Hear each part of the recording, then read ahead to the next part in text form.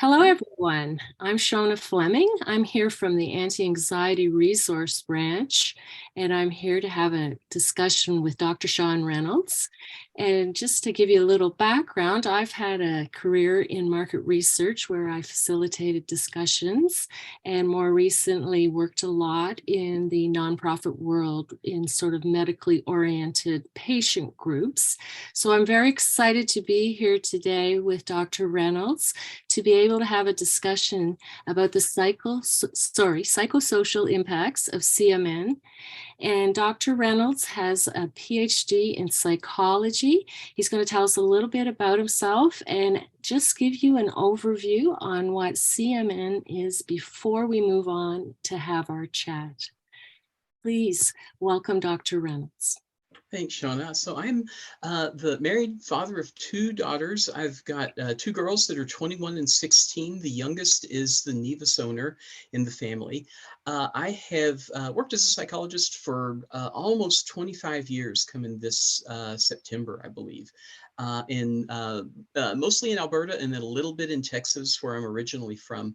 I first came to Nevus Outreach in 2008. Our youngest was born in 2006 with a Nevus, and we'll talk about some of our experience with that right away.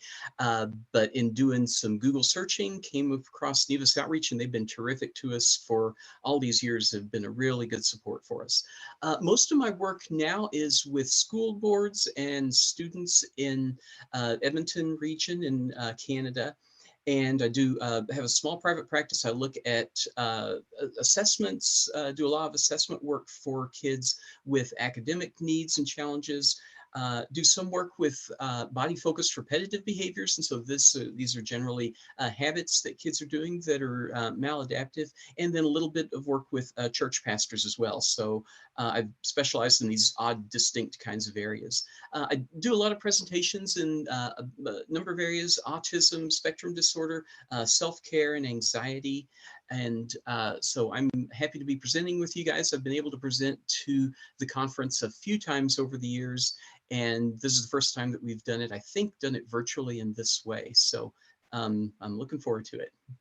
That's terrific. And it sounds like you have some interest in some very special groups who can really do with your extra help and focus. So thank you very much for that explanation about your history. And I just will start us off then, if you don't mind, Dr. Reynolds. We're going to have a look, basically going through the years of childhood. We would start at the youngest ages, then move upward. And we want to talk about the impact of living with Nevus, and really knowing that sometimes we have stigmas attached. And then if there's a stigma, sometimes then we get anxiety and other related psychological disorders. And then finally, I'll just preface that we do know that in another conference session, they're going to be devoting a bit of time to the very early childhood years. So we won't be spending quite as much time on that in this discussion. However, we are going to start there so people can have a sense of what's going on. So if we think about new parents then, and they're just getting, just becoming parents, and they learn that their child is born with a Nevus, what do you think are some of the concerns for these parents, and how would they go about, getting help or overcoming any concerns they have? It's a great place to start, because I feel like for so many of us, when I would meet people at the conference, there would be this shock that we all kind of mutually experienced upon the birth of our child. As far as I know, there's no prenatal screen for this. And so my wife was very diligent, very careful before, while she was pregnant, and actually before pregnancy, gave up caffeine and gave up alcohol for what wound up being several years. And so we had all these things that we were aware of. We're both in the healthcare, and so we were really careful to minimize any kinds of risks of anything. Of course, nothing came up. We had a baby that was looking like she was going to be quite a healthy one, and she turned out 9 pounds 2 ounces, so it seems like turned out pretty good. So when she came out, we weren't anticipating any challenges at all. And so And here I want to speak more as, here I'm speaking more as Shawn the father than as Dr. Reynolds. As I'm going through, my background is in, I work in clinical psychology, and so I'll give some information that's related to psychology. But I want to be clear that I'm a psychologist, but not your psychologist. So things that I say are going to be kind of general overviews of strategies to put into place, but it's not a substitute for working with someone one-on-one individually. And if I say things that don't seem to match with your family, go with your gut on that and just stick with what you know. This is going to be just a lot of general information that hopefully will be some strategies that will help. So when our daughter came, her name's Kalina, and when she came out, our delivery physician was my wife's her GP, and so this was someone that we knew really well, had a good relationship with, really nice person. And so the labor happened. Labor is not fun. That's what I hear. I haven't experienced it myself, but I'm told it's not great. But this one was relatively quick compared to our first, and so seemed like everything was going pretty smoothly. And then Kalina came out, and the first words out of our doctor's mouth was, "Oh, I've never seen anything like that before." And that was not a good sign. So we were concerned about that. And I'm sure it's one of those things you just say, and then you wish you could put it back in, and you can't.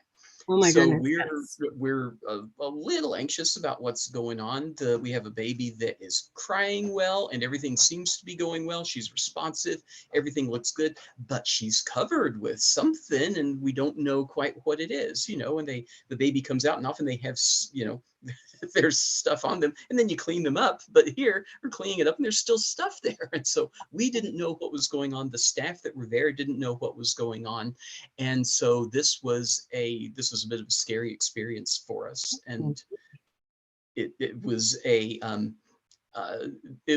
was a bit of a shock because we didn't know what was going on. They finally found out and said, "Oh, what this is a giant nevus." What hers is, it's a bathing trunk nevus, and so it kind of wraps around from her back to her tummy. And so they brought in a pediatrician who claimed more expertise in this than he really had, as it turned out. But I assume he was the person on call. And so he had not, I think, seen one of these before, or at least in this particular type. And so one of the things that was not great about the experience was that he brought in his residents. So all these people started traipsing into the hospital room, people that looked like they had just come in off the street, that were wearing not doctory clothes, and they Right. came in to look at our child with a strange thing on her. And so it was not a really super friendly experience from that perspective. They weren't even thinking of you as parents and how you were experiencing this reaction. Yes, They were more seeing this. concerned about your daughter, it seems, right? It will seeing I felt like it wasn't even concern about her as much as it was like, look at this really clinically interesting thing that we've got here.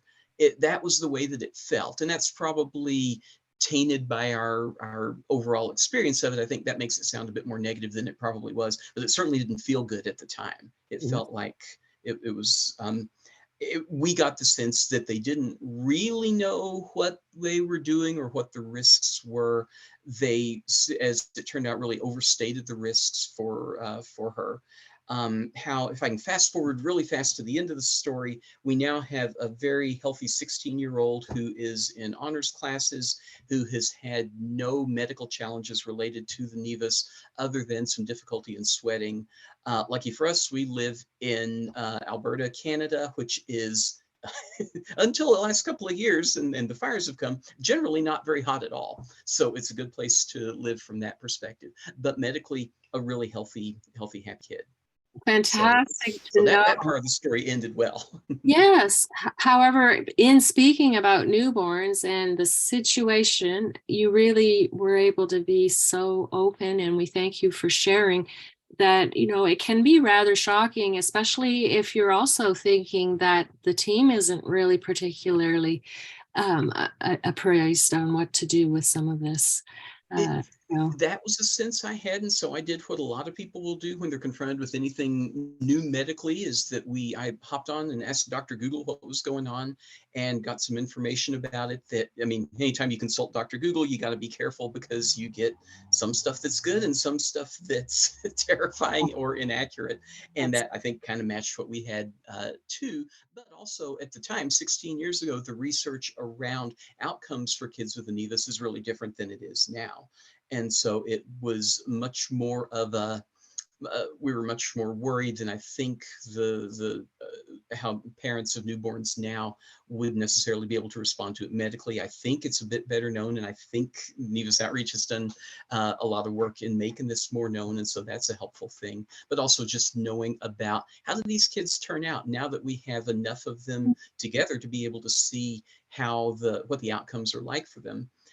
My experience when I go to Nevus conferences is that the teens, the young adults that are there, they're always super impressive people. They've had a tough life experience in one particular way, but there seems to be a lot of growth that comes from that. And so I feel like is it a challenge? Absolutely, it's a challenge, but it's certainly not one that can't be overcome. And I feel like with a lot of love and support from the family, that's really the main thing. So it's a condition that they have, but it doesn't have to define them. And Absolutely. we need to figure out how to help them be comfortable in their own skin, quite literally, right? So what other tips? This is a wonderful, realistic story. This is a wonderful way to start off our discussion. What other tips might you have for the parents of the newborns? What maybe self-care might be one, or Absolutely. It's whenever you have a newborn, it is, especially if it's your first, it is a terrifying experience because I remember when our first was born and they put her in the car seat and we got some help with that and that was good. And they gave us some diapers and then they told us to go home. Like, what are we going to do? You know, and we're reasonably intelligent people, but it's a scary experience. And so if you have that and it's your firstborn, that's something that I think is exceptionally scary. I think just being aware of all of the emotions that go with that. There's this excitement that you have a baby that you've been waiting for 9 months. There's fear about what you'll do with the baby and just of your own capacity with it, but also fear around, well, what's coming next? Is there something medical that's going to happen and I don't know what that is? There can be some disappointment that the baby looks different than what you were expecting to get. Confusion about how do I share this information with other people? Do I share it? What do I do? For some kids, it can be covered. For some kids, it can't be. And then at the same time, you're just plain tired.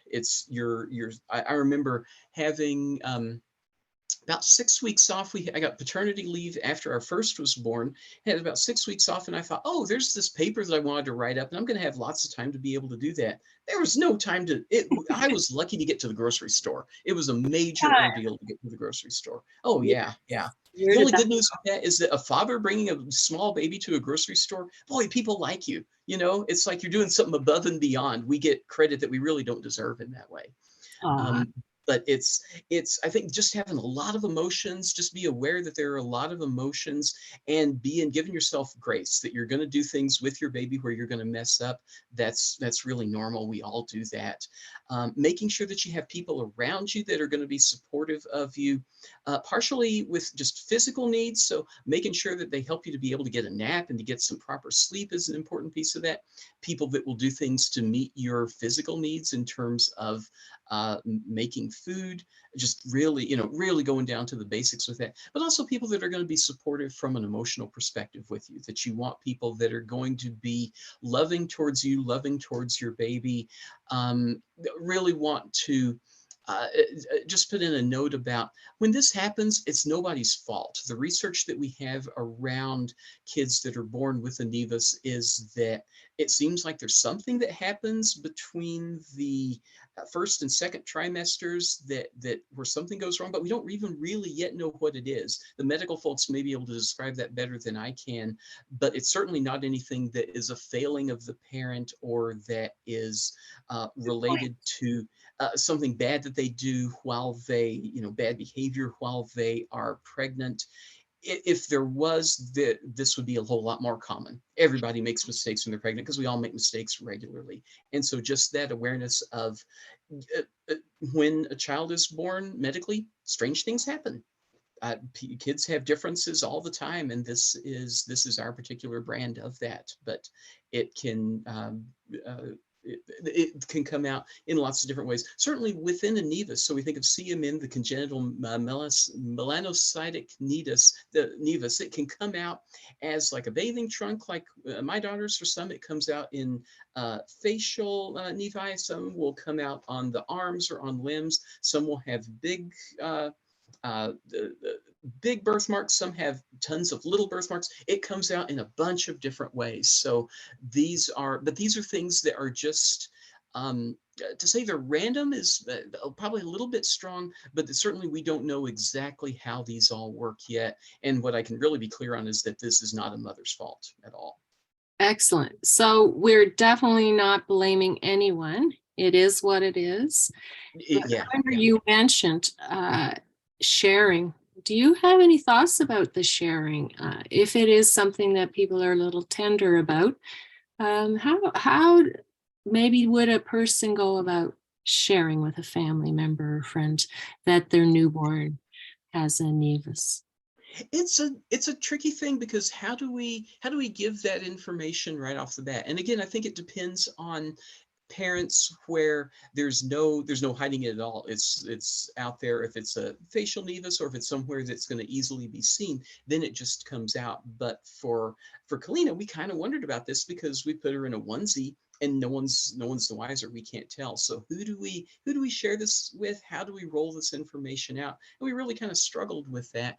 It's when you have these little kinds of things, this is where a small difference between parents can become kind of a wedge thing and become a bigger difference. And so we just want to be careful with that, of making sure that you have a bit of a united front with that and being careful with how you share. I tend to be a bit more the blah and sharing and putting it out there than my wife is, who's a little bit more reserved. Not a big difference, and certainly something that we've been successful with managing in our marriage. But for something like this, that can be a big deal. If I need to tell people about it and get support in that way, and she wants to hold it close, then that can be a concern. I think with sharing it, so first you want to have that united front is going to be an important piece of that.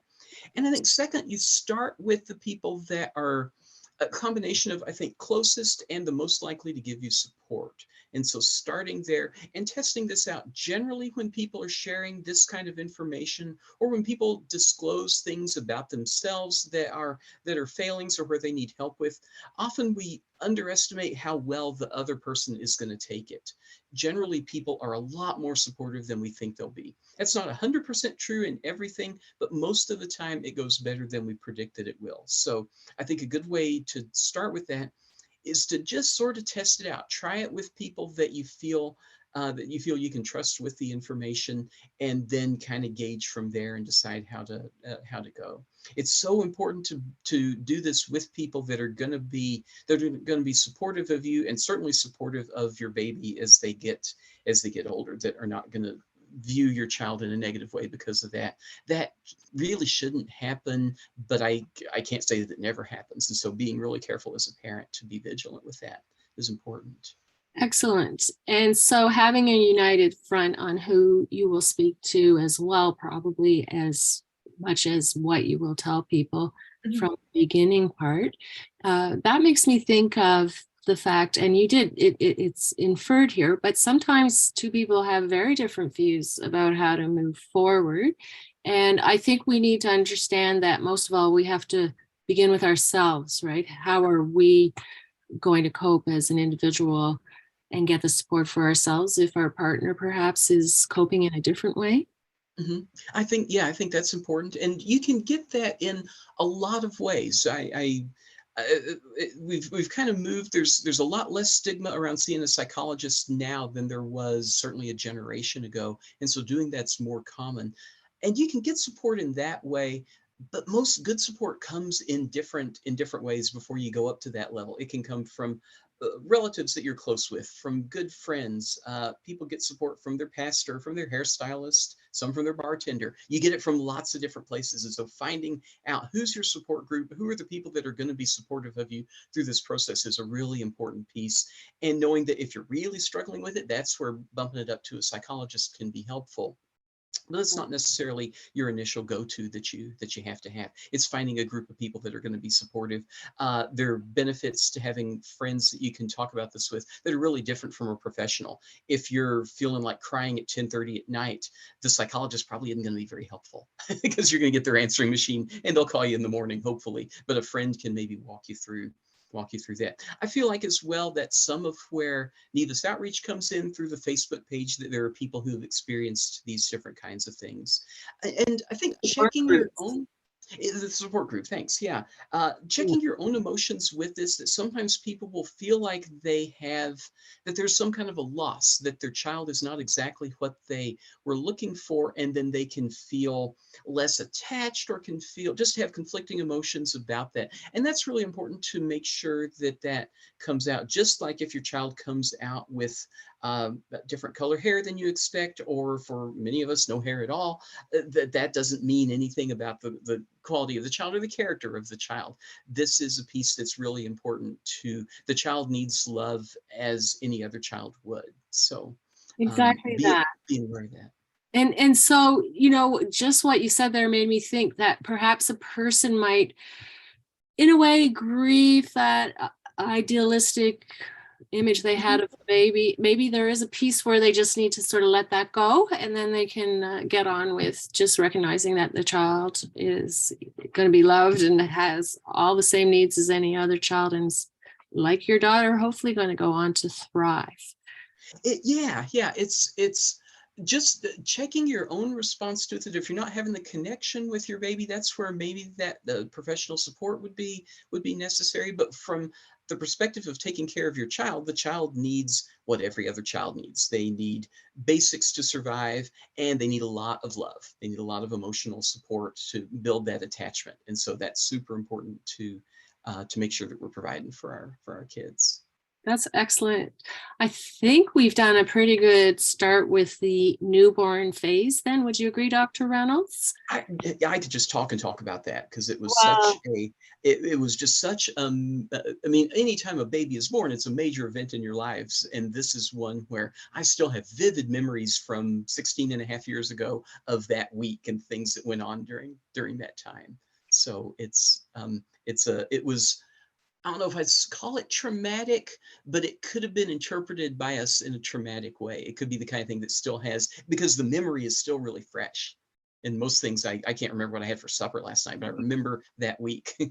Well, it sounds to me like there were a lot of things going on that might not have been expected. And for anyone, I think that's stressful, Yeah, yeah. really, in any situation. And then you have a newborn. So Mhm. I would say possibly there's a bit of sort of a shock factor to that, and just the way things started out and the reaction Yeah. of your team. Well, thank you for being so open and sharing your story, because I think it helps a lot of people, and it also gives that nice outcome to look forward to in most cases. And I'm sure as we go forward with the ages of this living with Nevis, we can probably refer to more as your daughter has grown now to 16 and a half. You may Yeah. also find you have more examples. Okay, well, thank you for that. So we talked about then the self-care, and now what we wanted to do maybe is just before we jump into any other age group, I see one thing that we thought we might talk about is get out of those worry circles. We talk about self-care, and there's the things we do like rest and eating, and you mentioned getting a partner or someone to help with sleep schedules. But what if your brain is just on overdrive and you're just worrying away? And this is where it can be more of a clinical issue when you find that you're just stuck. Your first go-to is to make sure that you're calling in your friends and people that you love to get that emotional support from them. That's where we want to go to start with. We also want to make sure that we're doing the basics that we can. So are you eating decently? Are you sleeping as much as could be expected? Are you drinking enough water? All of these kinds of things that are important. Are you getting outside, getting some sunlight, getting some basic exercise? And that exercise can be running if you're a runner. It can be walking around just around the block, but doing something where you're doing some self-care in a physical way. Part of when it goes beyond that, because whenever we have a newborn, there will be something, there's very often something that's different with the child in some way. For our oldest, we had a time a few weeks after she was born where she looked like she was losing weight.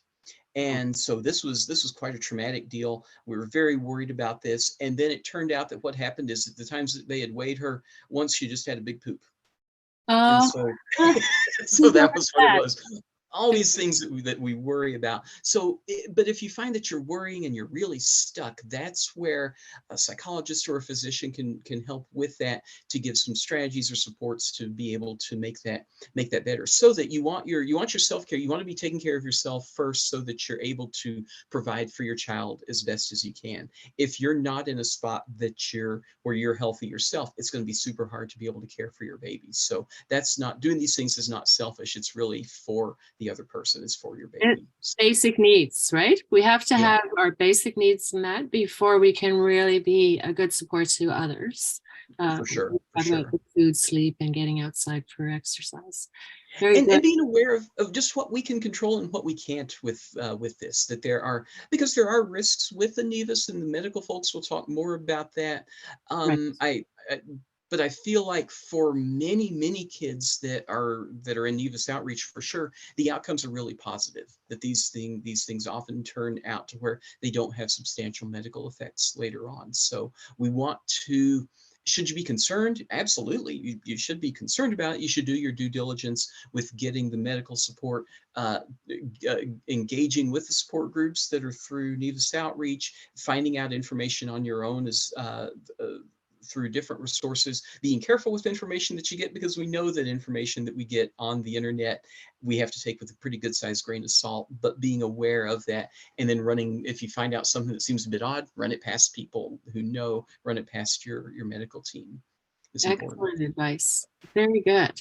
So, just ask some people that know more if you are worrying about a concern. That's a Mhm. really good place to start. And we know the Nevus Outreach website has so much to offer, plus their Mhm. social groups. For sure, Excellent. for sure. Yeah. So one more on sort of that psychological side. We hear about the stigma, and we know sometimes people will stare. And so really practically, what is a way to react to that when you're out with your baby, or we'll move into talking about youngsters, toddlers, but you're out there with your child and people are staring and feeling for your child, right? How do you react to that? Mhm. We want to be really careful with how we respond, because when I go out with my newborn or my 2-year-old or my 4-year-old or my 16-year-old, if someone's going to give them a hard time, I'm gonna kind of rear up. I'm gonna be wanting to protect them, and I may come off in a defensive way. So we want to be careful of how we do that when we come across strangers that we meet in the Walmart. Yeah. Um, people are people will stare at things that are surprising. So if they see someone that looks different in some way, just like if you're outside and you see a fire hydrant that's painted a different color, or you see a pink tree and a sea of green trees, you're going to spend more time looking at it. So some of what people do with staring is because it's novel and they're curious. We want to, as parents, make sure that we're trying to manage those in an appropriate way. If we are responding in a way that makes it look like we have to protect our child because our child is damaged, what the lesson that our child is going to learn from that is, I'm damaged. There's Um, something wrong with me. And so we don't want to err on the side of being super defensive towards everyone that we meet that has this. At the same time, it's useful to have a bit of a set of responses in our mind that we can use. Some people in the past have had information like a card that I think Nevus Outreach had, that is, hey, I see you staring. You're probably interested in what's going on for my kid. Here's some information about it. And they would just carry them in their wallet or purse, and then provide that to the person, and then go on their way. Um, Doing some kind of a stock response. This is my baby. Her name is blank. She was born with a nevus, and what that is a birthmark, but basically it's in a different place for her, and it's really big. So having some way of being able to give a response where you can just give that kind of stock response is important. Most of the time, strangers are going to respond in a positive way. Sometimes they won't. But I think that it works better for parents if we make an assumption that the other person is honestly curious, as opposed to looking at the child in some kind of a judgmental Very good. way. Some of it is that when we go grocery shopping with our child, we don't want to have a negative interaction with strangers all the time. This is going to tell our child that the world is a scary place. And when you go out and meet new people, they're going to say rude things. We don't want for them to interact with the world in that way. We want for them to assume that others in the world are curious about them. And yeah, they're going to get questions that aren't really fair or really ideal for a 2-year-old or a 3-year-old to answer, but that's where we're at. So I think checking our own mood when we're going out in a spot where we may have to have that conversation is important. If you're just not in the mood and you don't want to do it, then that might mean going to Walmart at 10 o'clock at night. Sometimes that's or doing it on your own as opposed to with your child. um, Right. you want to gauge your own reaction to it and make sure that you're able to respond in the way that you're going to be comfortable with. Sometimes you can be in a good mood and feel like you want to educate the world. Sometimes you just need to buy bananas. Yeah, And then you don't want to have a heavy conversation. So I think, again, some of this depends on the location of the nevus for the child, and that has an impact on how often you're going to get these stares and have these kinds of conversations. that makes a lot of sense. And what I hear in being able, when you're able to go out and feel in the mood to discuss it, I feel that this educational piece that the people are offering would also prevent an anxiety developing for the youngster who otherwise would start, like you mentioned, could see the world scary if every time there's sort of an adverse reaction around their own self. So Mhm. I think that's getting ahead of anxiety in It, this. that would be the hope, because one thing that I've learned in being in Nevus Outreach is that parents of a child with a nevus have had to learn how to be advocates really fast. And this might be in your skill set. You might be an assertive person that's good at speaking up for yourself, and it might not be. And so if you have a child that has a different kind of need, you may have had to become a lot more assertive than your natural tendency would be. So we want to communicate that. We want to model that in a healthy way for our baby and then for our child. But we also want to be reasonably assertive too. We want to balance it correctly. So we don't just come into the first day of elementary school with guns blazing. We want to be careful with how we're addressing this with the teacher and with the team there. But we also want to be fair about, these are my child's needs, and this is what I expect. So, and when the Excellent. unpleasant conversation comes, doing it out of earshot of your kid is usually a good thing. Oh, that's wonderful. A lot of very good actionable points there. Thanks, Dr. Reynolds. So what, if you don't mind us moving along, we thought we might next talk about what you have found that the research tells us about the general risks for kids living with Mhm. this. I know you mentioned there's a lot of good stories with the group with the Nevus Outreach, but we'd love to hear a little bit more about how the kids are coping and coming through this.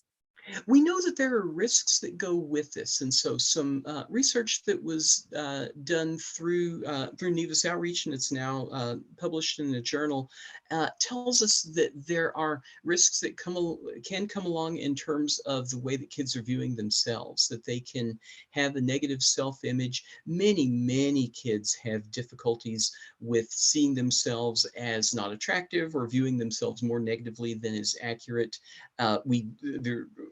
It's a whole different hour-long discussion to talk about how social media impacts how our kids see themselves. But we know that this is a risk in society in general. And for anyone that has any kind of a difference, it can be a great risk in that way as well. So we know that that's something that we want to be aware of as parents, that there's this risk for reduced self-confidence or inaccurate self-evaluation that goes with this. Some of that means that for parents, we need to be extra careful to ensure that our child has things that they're proud of, things that Oh, they good. are skilled with, and to know that for everyone, we have things that we like and things that we don't like about ourselves.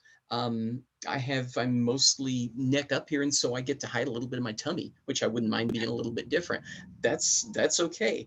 Lots of us have feet that look different than other people's. We again, most of us have something that looks different, and so if we can communicate to our kids and model for them that, yeah, you have this really unique thing, and it's unusual. Here's the thing that I have. All of us have something that's different. For our kids, the risk, I think, is that the thing they have that's different can be very visible or can have an impact on them in different ways. So when we can give them skills to manage that effectively, to be able to know how to talk about it in the locker room, to share it with other kids, that can be helpful from a confidence building perspective.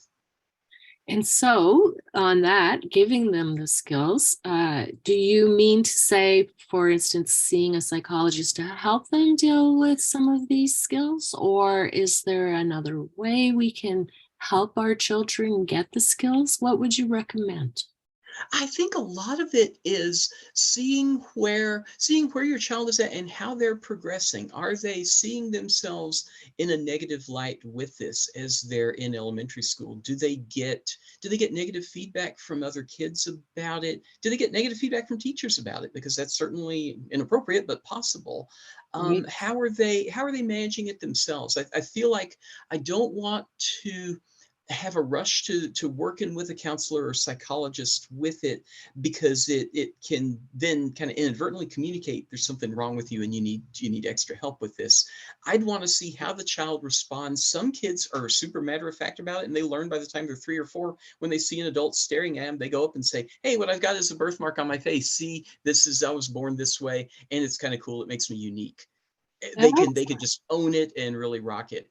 And then some kids are going to be more shy, and they're going to have a harder time with it. So it depends on the kiddo that you've got. They've got their own personality that's completely separate from the Nevus. For some kids, they can do this really nicely, and some will have a struggle with it, but they would have struggles with different kinds of things too in terms of assertiveness. So I think it's being aware of how your child is responding to it. And that's more on an elementary side.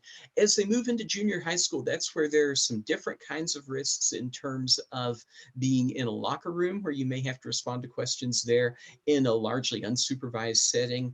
We'll talk a little bit about dating later on, but I think then there's more often for kids when there is some kind of a difference for them. It's junior high that they start to recognize, oh, this is different, and we can kind of interpret different as bad or wrong. Yes. And I feel like the idea of seeing this more as a difference than a condition is really important.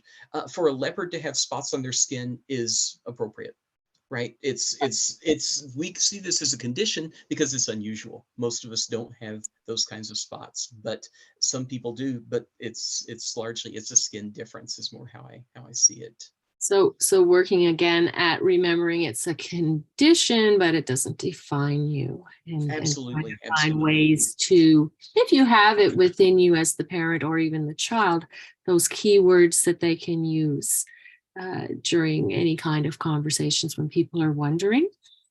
Uh, Being aware of it, but I do think having a way that your child can talk about it in case someone asks questions about it, I think that's an important piece. One thing that we've learned from different conditions, and I think in particular Tourette's and autism as being two of these, where a strategy that works really nicely is for someone to go into the school, usually early elementary school, grade 1, 2, 3, and do a presentation about it. So why does Johnny make these odd noises in class? Well, he does it because he has a condition called Tourette's, and this leads him to make these movements, make these noises that he really can't control. And the vast majority of time when kids hear this, they say, oh, okay.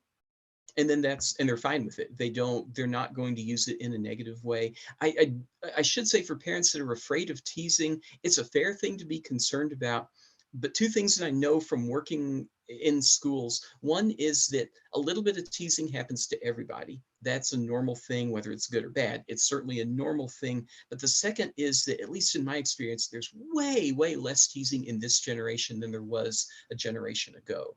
well, So that's good. parents thinking about, when I was in school, if there was another kid like this, they'd have gotten in trouble. They'd have had conflicts every day. it's really not so bad anymore with that. And maybe I'm speaking to the area that I know well here in Edmonton. I suspect it's more of a universal thing that kids are generally, there's more of an understanding of mental health, and that there are lots of kids out there that have differences in some way in the classroom.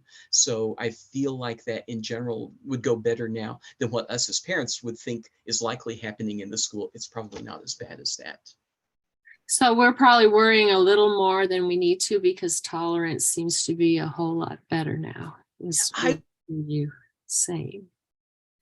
would think that in general that's the case, but knowing that there are situations where that could go differently. If you have a teacher that's not supportive or helpful, if you have school administration that's not helpful, if there's a classroom where the culture of the classroom has this real kind of negative vibe to it, then that's where you'd be more concerned and there'd be more of a risk. So I think in general it's better, but any specific classroom, a specific school, that could go differently.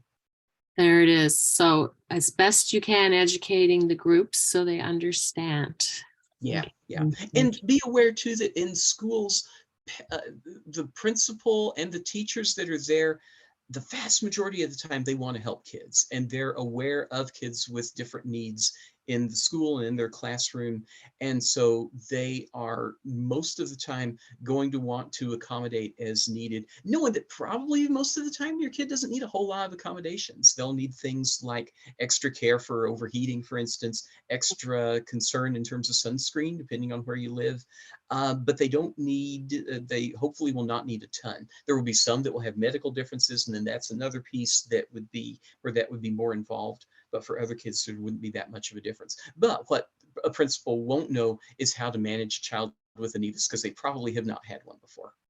Okay. With a large giant nevus. So that just made me think that we could also mention on that it is quite a rare scenario too. So that's part of the reason people are curious. Teachers don't know, and absolutely, it does fall back even onto the shy parent to just even bring a brochure or share the Nevus Outreach link, perhaps, just to say, get more info on that. There are a lot of ways that you can do that. And I think you want to, as a parent, think about a way that you can do it that's successful for you, that matches with your personality. If you're real chatty and you want to have a conversation every time about this, that's great. If you're not and you want to have just a one sentence line that works for you, then do that. If you'd rather just hand out a card that has the website information on it, then do that. Just being prepared. And that helps to remove some anxiety as well, having something in your pocket or your mind to say. That's really, really helpful. So I would say we've also addressed then preschoolers and toddlers in just this little bit of chat where you've really been saying, knowing what to say, and the kids are going to sort of model what the parents are acting like, and you're providing those kids also with something to say. So can we move then into the elementary school scenario for the children and just talk a little bit about what might they expect? They arrive at school. You've touched a little bit on it, but maybe some techniques at school for the children. Yeah, and one of the things to start with is having a conversation, especially if you're an anxious parent, with the principal and with the teacher right off the bat. So as early as you possibly can, say, "Hey, here's my child. Here's who she is. Here's what's coming up." Letting them know a little bit specifically about your child, and that they describing the nevus, and that's a part of it. But most of what you want to do and what they're going to be interested in is, what's your child like? What's the personality of the child? We want to make sure that everyone is seeing your child as a child, not as a condition, Back to that. Yes. That's such an important piece.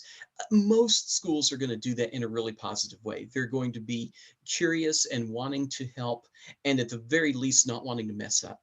So having whatever medical support is necessary for them, if you can come equipped with a doctor's note about what's helpful with that, that's a good thing. When the school has the doctor's note, then that gives them something really firm to stand on. Then they know just what to do. When they hear something from a parent, it lands in one way, and then when they've got a letter with someone says doctor at the top of it, it lands in a different way. So that's a piece that can help.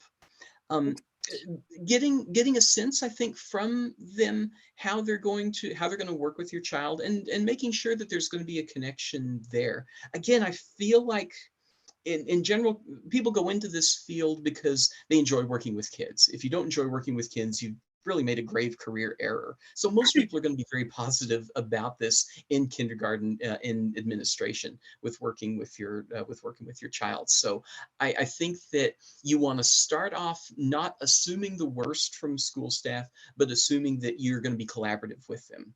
At the same time, if there comes a time that collaboration is not working and you need to be more assertive to be able to bump that up a notch, do you need to talk with someone in student services? Do you need to talk with a superintendent or someone in the district office about this? So know what your different strategies are that you have that will help, but not starting off there. Assume that the school is going to do a good job, because probably they will. They're motivated to help your child, and at the absolute minimum, they're motivated to not get hassled. so I think generally they're going to do that. They're going to do that positively. So very, very early on when you're registering your child, you could even request a meeting. You wouldn't even have to wait for the first day of school. You could. I do it as soon as I possibly could. Most schools, you can do that even before the first day of school. Yeah. And I really like when you said, because we've been careful to point out this is a condition, not your child, but I really liked when you said pointing out some of the other qualities of your child too, right? And sort of like, these are some great features in this child's personality. So they kind of know Mm-hmm. that person is a person, right? It's not Absolutely. a condition that defines them. Very And well. an overview for them as well about what are their learning capacities like. We can make an assumption for kids that look different that they have some kind of thinking weakness or some difficulty All in right. solving problems. So um, that's often where, in particular, a letter from the pediatrician can be helpful in terms of just it doesn't have to be a full psychoeducational assessment, more just a sense of, are they meeting their developmental milestones? Do they seem like they're going to be prepared for kindergarten and doing the regular stream? Or if they're not, then let them know. If they're not, it may very well be unrelated to the Nevus entirely, but giving them a sense of what to expect. We don't want for teachers to under expect for our kids, if that makes Right. sense. And so, Right. and we also want to, and this is just a caution for parents in general, when we have a child with a difference, we can treat them inadvertently as vulnerable kids. So we can say, well, he wrote on the walls, but he's had such a tough time. I don't want to discipline him. I'll just give him some ice cream. And so we can wind up with kids where we are intending to be loving towards them, and we are loving them, but where we're not providing the discipline that's still appropriate for when our 3-year-old is being a stinker. You can be a Right. stinker with or without a Nevus. And so having appropriate consequences that are in your back pocket, and these are, it's consequences are a whole nother presentation, but generally we don't want to have big negative consequences. We want to focus more on positive consequences when they do things that are appropriate, that we give lots of praise, but knowing that if you do something that you shouldn't have done, that there should be some kind of negative consequence for that you would lose a privilege or have something that you don't like. Basically what we're wanting for our kids is to know that there are boundaries and that there are rules. This is going to help them when they go into kindergarten. We don't want the kindergarten teacher to feel like, well, I can't discipline him at all because he's got this difference, and so I just let him do whatever and run wild. We don't want that for our kids, and it's not going to be good for their development. Not good for their development at all. So don't let them be the victim and kind of cut them extra slack because they have a condition. They're still regular individuals growing up that need boundaries to thrive. Yeah, we all need rules, and that's a helpful thing. And for those of us that have multiple kids, we want to treat them the same. Just because one has a Nevus doesn't mean that they should get all the treats and all the attention. They're already, just as parents, just be aware that that child is probably getting some extra attention already. We had with ours, there's a 5-year age gap.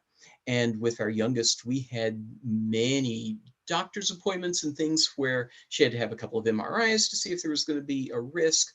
Had, by coincidence, a couple of other medical things that we think are unrelated, but had wound up having a lot of doctor's visits. And then every time we go to the doctor, we get, oh, can the resident come in and take a look? Like she's Oh my. seen every resident and physician in Edmonton at some point or another, because they all want to come in because this is an unusual thing. So we had So to be rare. careful. Because our oldest at one point said, I wish I had a Nevus so I could, get in on some of this retention. So we want to be careful to keep that balanced. Yes. Fantastic advice. Thank you. So I also heard as we were preparing for our discussion today that there's a particular technique called explain, reassure, distract. Is that something that you would recommend to our audience to know about? And I don't really know how it works myself. So could you comment? Well, I think that if we're talking about a Nevus, you can explain what it is, but we really don't want to focus on it. And so that's where you can talk about, but this isn't the child's, this isn't the main thing that the child should be thinking of about themselves. That should be how they define themselves. So I have a friend that's really, really tall. And I have to check myself because the thing that I think about is, wow, do you often bonk your head when you're, walking through a doorway? And so I have these questions about being tall, but it's his reality. And he doesn't want to answer these questions, he's tired of that. He's aware of that. Yes, I'm very tall. I know this. And You've so heard every joke about it by now too, right? I'm sure. So it's just I feel like it's important for kids to know that this is a part of who they are, but when they're describing themselves, I want this to be like 15th on their list. I love Pokemon. I'm a good friend. I'm really good at math. I have a hard time keeping my room clean. I have brown hair. Da da da da da. I have a Nevus. Like this is some of who they are, but it shouldn't be the go-to. Amazing. That's really great advice. So for kids to become more socialized, then if they're a little shy about it, what would you encourage for them to be a little more comfortable in those kinds of interactions? How do you get them out there?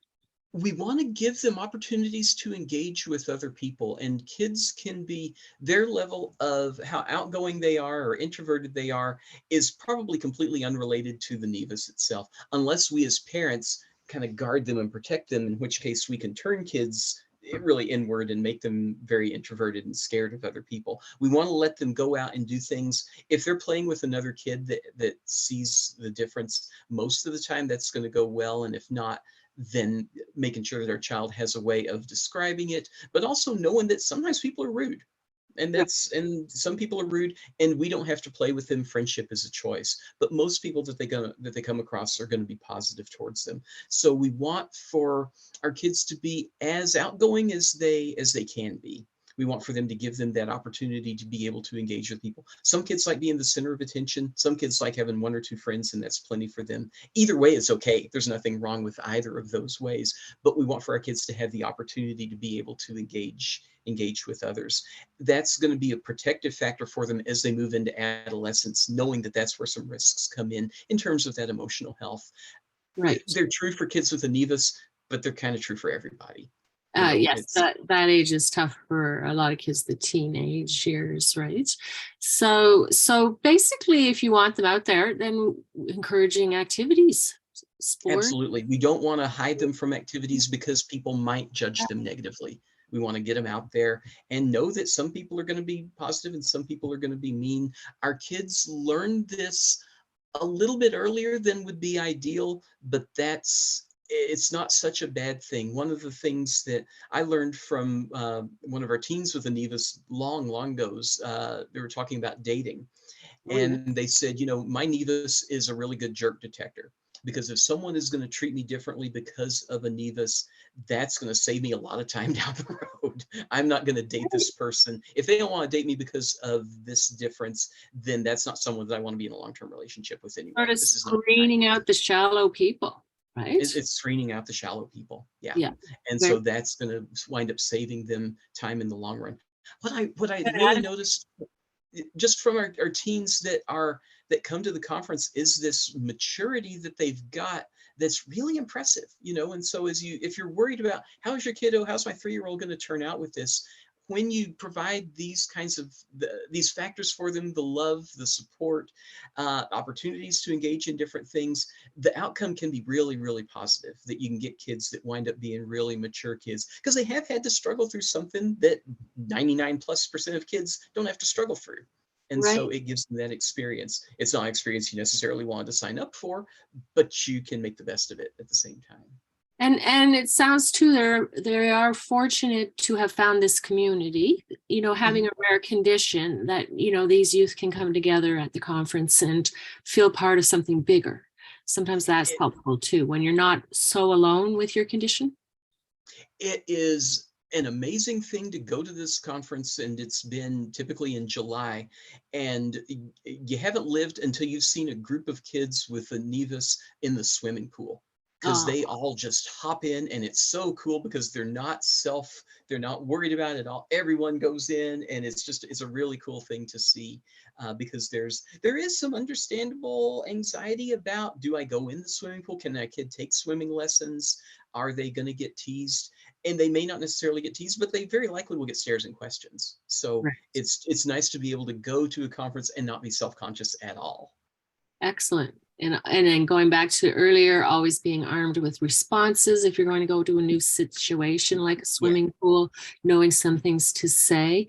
Well, that's really good. Uh, Now, we talked about teasing a little bit because we know there's that stigma and teasing can happen.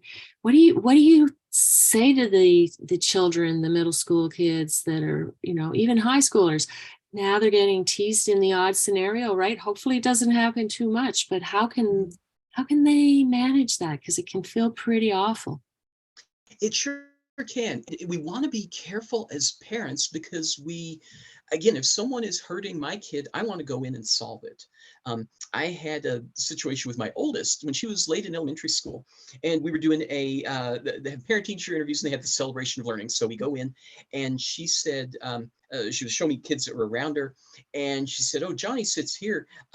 We almost got into a fight last week." And so me as a dad, I'm like, "Oh, what happened? And am I going to have a conversation with Johnny and Johnny's parents?" She said, "Well, yeah, my foot was sticking out a little bit, and he tripped over it, and he said I tripped him, and I said I didn't, and he said, well, do you want to fight?" And so my eyes get big, and I'm like, "Well, what'd you say?"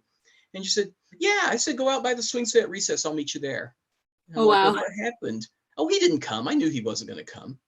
Like, she totally solved it herself. She didn't need my help at all. And I would have only made the situation worse. So, giving as much as we can, equipping our kids to be able to manage these things when they come up. Some kids are going to do this naturally, and some it won't be their natural strength. So, it's a bit harder when it's kids where it's not their natural go to be assertive in that way. But if we can trust our kids to be able to manage it, then that's the area that we want to go in. That's where work with a psychologist can help, but often a school counselor can be really helpful too, because they'll know the dynamic of what's going on in the school, and to be aware of if there's teasing, if there are situations where there are kids that are really tough to manage, then is this a problem that we want to solve with words, or do we want to solve this problem by changing up the time that you're in the locker room, or is there another practical solution with it? We want to be able to be creative with it, but not really communicating to our child, we don't want you to be ashamed of this, Right. but some days you just don't want the hassle, and that's okay. So um, you're empowering them to stand on their own 2 feet, but Yeah, yeah. sometimes, That's our first go-to. That's what we really want. Now, are there situations where a parent has to get involved? Oh, yeah, there certainly are. But we want for them to give a go to it first, because I know that any situation, the one that I described before, if I went in there by talking with this boy, or talking with this boy's parents, or even talking to the school about it, it wouldn't have been solved very well. It would have been, my child would have been safe, but it just wouldn't have worked that well. It would have disempowered her to where she feels like I can't solve these problems on my own. gave her some And so confidence to do so. yeah, yeah. So we want to initially communicate to our kids, we think you can solve this. I don't want to be the snowplow parent that's just solving every problem for them in advance of it, because my child is going to be an adult who's going to have stuff go not their way, and they have to be able to manage that on their own, whether it's related to the Nevus, or a boss that's a jerk, or a class that's really hard. we want for them to be able to develop these skills as best as they can.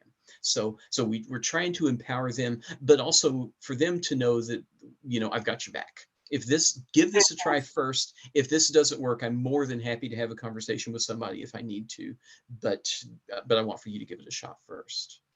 This is great, great stuff. I feel we've done a really good job of covering off the years as we went forward in our conversation, Dr. Reynolds, and I'm aware of the time getting close. I wanted to come back to a subject you mentioned earlier, specifically the dating when we're older and we're going to start dating. We didn't touch on that. And for our elder youth, or maybe not so elder youth, maybe there are some points you have for them as well. Yeah, and the big one is that if you are feeling, if you're getting feedback that you're unattractive because of the nevus, that's a lie.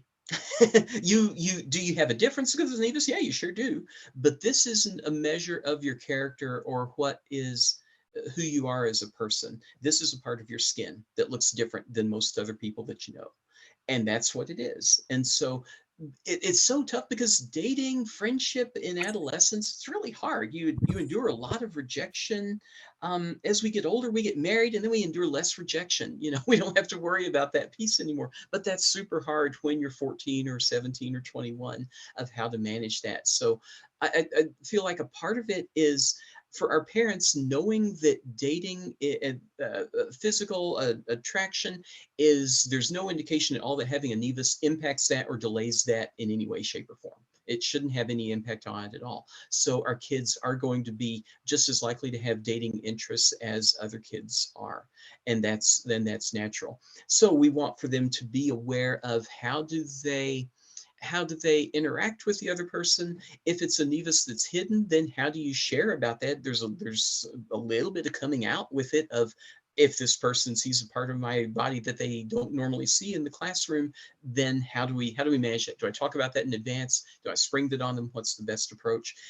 My short version is that the fewer surprises you have, the less likely people are to respond in a negative way.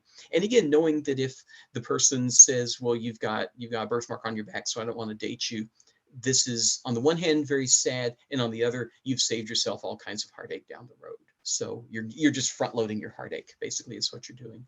Back to that jerk meter. Back to that, yeah. But this desire to date is going to be there, and again, knowing that kids are often they're better developed than they were a generation ago. That there will be people that will be in dating your son or daughter, regardless of the nevus, and that's important to know.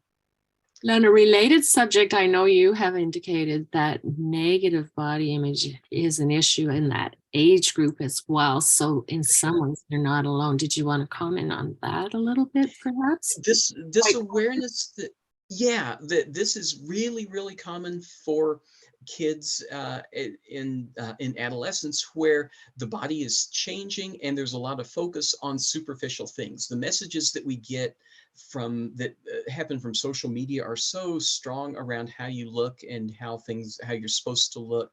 And there's this, sometimes it's directly stated, sometimes it's implied, but there's an image that we're all supposed to have and that we're supposed to stick to, and that's the attractive image. And this generally is something that is physically impossible to hold and maintain. So we're constantly kind of seeing ourselves in that one down, there's something wrong with me because I have freckles here or a nevus there, or glasses, or this eyebrow pooches up a little bit higher, or my eyebrows are too bushy, or my eyebrows aren't bushy enough, or there's a million things. For kids as they are dealing with acne, which is a very common thing. A lot of acne involves, and I won't do this because it's gross, but it's anyone that's had acne, you know what you do. You get really close up there, and then you're looking for everything that's wrong. And the more that we look for everything that's wrong, you look at your pores, you'll find weird stuff. Stuff that you'd like to not be there. But we look at that and evaluate it much more negatively, assuming that everyone else has perfect skin and perfect pores, because for most people, we're not doing this. We're looking at them from a distance. So we can just be really hard on ourselves. For our kids with a nevus, talking about how do we define beauty? Is beauty defined as something that we look at and that we see? Is beauty defined as something that's internal? And the way that we communicate that to our kids, a lot of it is modeling and what we talk with them about. If we want for them to, if we think that being beautiful means looking like this perfect ideal, that's going to create challenges for our kids who Oh, look different than what the social norm of an ideal is, what people are told that looks like. Again, Nevus Outreach has done some really nice work with this in terms of photography and projects that we've done for people that have a Nevus. There are some folks that do modeling with the Nevus, some really cool things that are out there. And so just being aware that it's a difference, but you can be ashamed of it or you can rock it. oh, I like that. Or you can rock it. That's really, really good. And, we talked about early parenthood, newborns, and parents having a strong social network. I'm Mhm. sure this ties back to our kids as they age too, right? Making sure for themselves, they also have a strong social network. As much as we can. And so there's a quantity and a quality piece. So quantity is we want for our kids to have the right number of friends, and that there's no magic number that is the right number. Really, to me, the magic number is how many does your child want? Are they someone that is great when they're one-on-one with somebody, or do they like having a whole bunch of acquaintances? Either way is really okay. The only risk with when it's one-on-one is that you're not spreading your bets out very much. So if something goes sideways there, then you have less to rely on. So we do want for kids to have at least one friend per environment that they're in. If they're doing scouts, if they're in a church group, if they're on a baseball team, to be able to have a person in each one of those, I think is an important piece. Um, and so that's the quantity piece. And then the quality, we want to make sure that they're able to make good choices. We don't want for our kids to be desperate and to pick anyone that will be friends with them. Again, the classroom environment should be one where there should be a lot of options available, and that the child shouldn't be seen in a negative way because of the Nevus. If they are, that's a real problem that requires adult support, from talking with the teacher, talking with the principal about it. I'm assuming that doesn't happen much, but if it does, that there is some recourse with that. Excellent. Okay, so we talked about self-care, we talked about socializing, we talked about knowing it's a condition that's rare, but it Mhm. doesn't define you. I know one final thing as we wrap up. First of all, we have gratitude for you being here and for sharing some very poignant real life stories from your heart. That was really, really nice. Thanks. And I wanted to, at this time, say we also understand having an attitude of gratitude can be empowering as we are living with different conditions in our lifetime. Absolutely. Being aware of what you have with your baby, that if you are a parent of a newborn, that you have a beautiful child, and the skin doesn't matter. It's your child is beautiful. And so being appreciative of what you have. For us, it was being able to see over time, we've got this kid that looks different, but she's growing and she's eating and she's learning stuff and she does cool things. Being appreciative of the things that we have as opposed to anything that we're missing. This is true for us in terms of our self-care, and it's certainly true for our kids as well. Talking around the dinner table about, well, tell me something good that happened today, or something that you're thankful for. This is helpful in a, whether it's from a religious perspective or just from a secular perspective. We know that when we look at positives in our lives, this has an uplifting impact on our mood, because we know the opposite is true too. If I focus on everything being negative, and we all know people that are overly negative about things, these are generally not happy people. So we want to really foster this gratitude for our kids and for ourselves. We can model this for our kids too. So yeah, thank you for bringing that up, because that's an important Oh, piece. I like that part of the conclusion. And we know that the power of positivity is really strong. And Mhm. so we can be more mindful if we're having a thankful outlook because we are being more present with some of the gifts of our life. It Yeah. was a real pleasure meeting with you, Dr. Reynolds. I am quite sure that our audience will have learned a great deal from our discussion today. On behalf of Nevus Outreach and this conference, thank you so much. And I hope we have an opportunity to speak with you again. Yes. Thanks for the chance to come in. Thank you.